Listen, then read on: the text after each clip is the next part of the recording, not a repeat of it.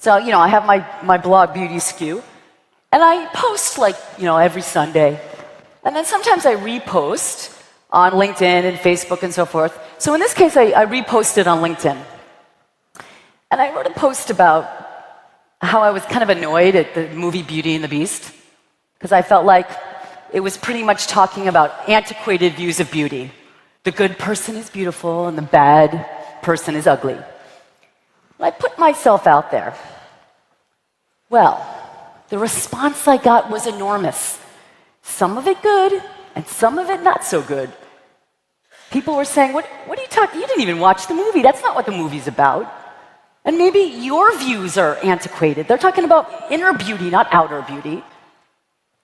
And all of that debate and exchange made me think, yeah, maybe my views of beauty are kind of old-fashioned, and maybe I should watch the movie again. All of that allowed me to grow, to learn, to change my point of view, to self-make.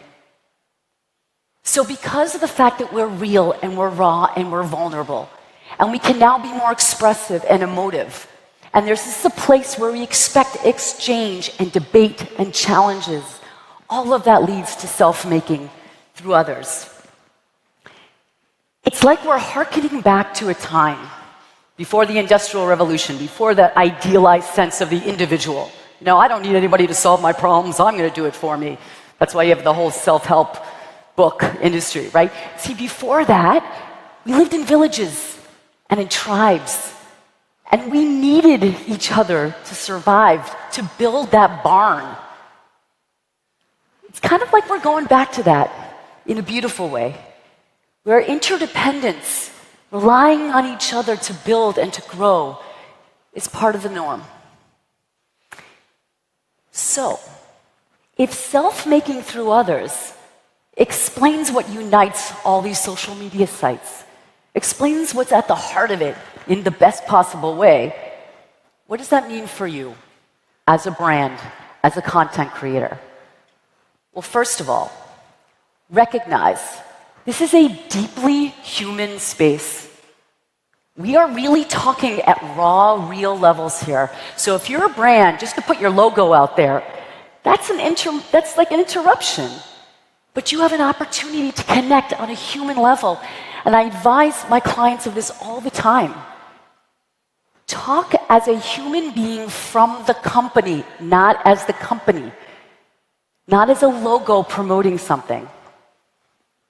A great example of this is what Elon Musk does. A couple years ago, Tesla was criticized in the New York Times for one of its car lines.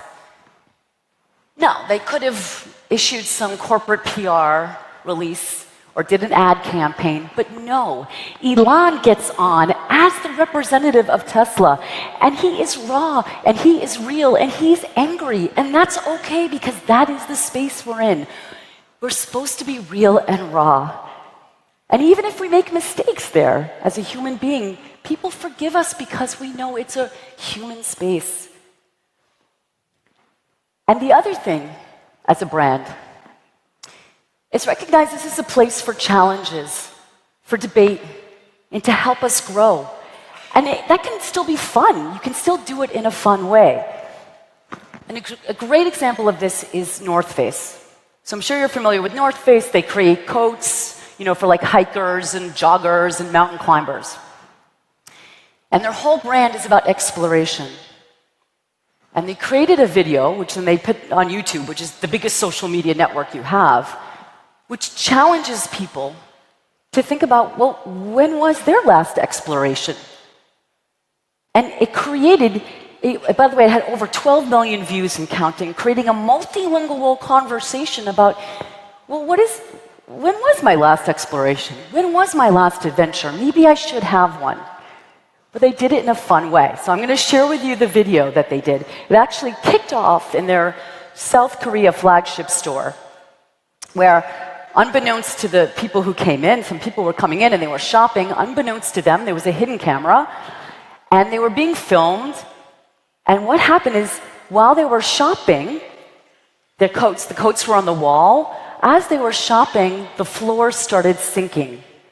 And what you'll see on the walls is that they had these mountain climbing holds. You know, when you go to an indoor mountain climbing place and you kind of have these things you know, climb on top of. Anyway, so they had those, and the folks in the store had to hold on to those mountain climbing holds in order to get the coats. If they got the coats, they would win something.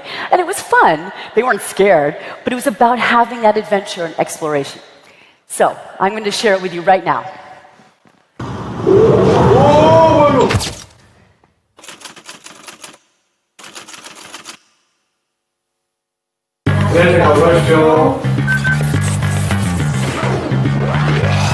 저희가 이번에 시장적으로 나온 제품인데요.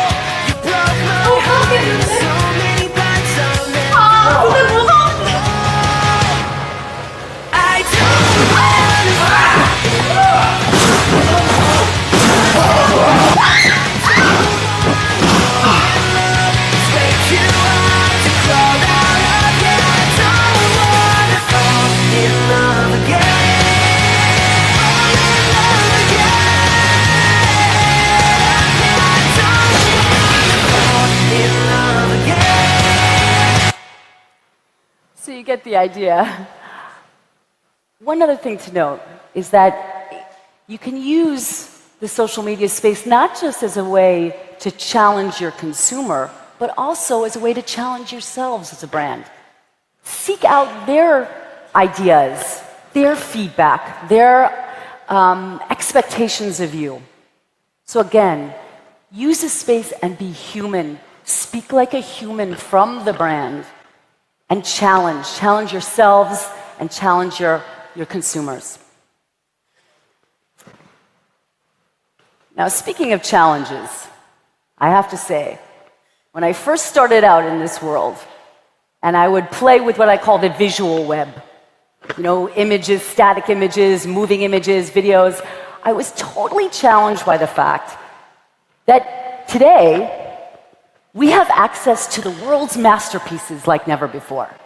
We can get so up close and personal to paintings, like more close than you could get in an actual museum.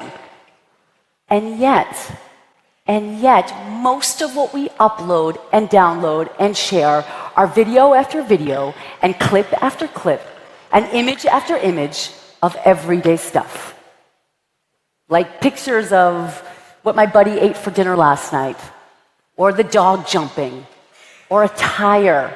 I mean, literally, I woke up one morning and there was a picture in my Instagram feed of a tire. Who cares? Why are we looking at that stuff when we can look at beautiful pieces of artwork? Well, when we started investigating our feeds more closely, what we notice is we don't just dump any picture in or any video in. No, we carefully winnow away and pick that image, or pick that clip, or pick that video that shines a slightly new light on that everyday thing. Like maybe the tire is juxtaposed in such a way, or you see that dog jumping with a certain light on it. Okay, so we see these everyday things in a slightly new way. But honestly, this hardly constitutes high art. Why do we care? Well, the answer is surprisingly deep. You see, since the beginning of time, We have all asked ourselves that gnawing question that always seems to crop up when we're sitting in traffic, or filling out forms, or waiting for that delayed plane, where we ask, is this all there is? Is this my life? I thought it was going to be more exciting than this. And I know I've asked this. And since the beginning of time, Greek playwrights and ancient religions and authors have sought to answer that question by feeding our appetite for wonder and discovery in the everyday. As Proust said, the voyage of discovery is not in seeking new landscapes, but in having new eyes. You see, we seek, we crave the wondrous and the beautiful in the everyday to show ourselves that our everyday lives, what we eat, what we wear, where we live, that bus tire, isn't mundane, isn't banal, but it's actually exciting and full of beauty. So fast forward to today, and we upload and download and share all these everyday images and pics and videos, especially because of their everydayness, made that much more amazing. It helps us see our world anew, with fresh eyes,